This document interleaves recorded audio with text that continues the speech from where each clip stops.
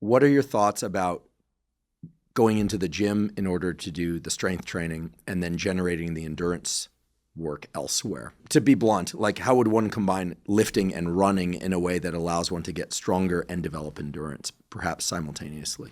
If we're talking about right now, people who are just active, people who are not athletes, there are several things they need to keep in mind. One is the timing, relative timing of strength work and endurance work. If the strength exercises that you're doing are primarily neural adaptations, is what you're targeting, which means lower repetitions, heavier stuff, then it's important to be fresh when you're doing the exercise. It's not really, doesn't matter as much what happens afterwards. So which means that you could do some heavy deadlifts, and then a few hours later you can go for a hike.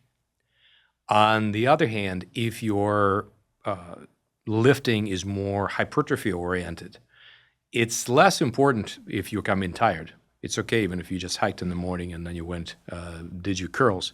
But afterwards, for 36, 48 hours, it's ideally to restrict endurance exercise. So because you're really going to have a massive conflict right there, and it's not a good idea to do that. If you're doing our preferred work of, let's say, sets of 5 reps, again, they address both endurance and strength. Well, I guess you better keep a window on both ends right there. Mm-hmm. There's always a conflict. Thomas Sowell said there are no solutions. There are only compromises.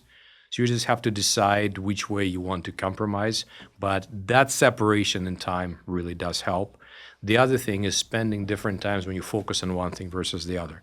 So the next 2 months you're going to spend on hitting your strength hard, and you're just going to do 2 hikes a week just for your health, just to maintain.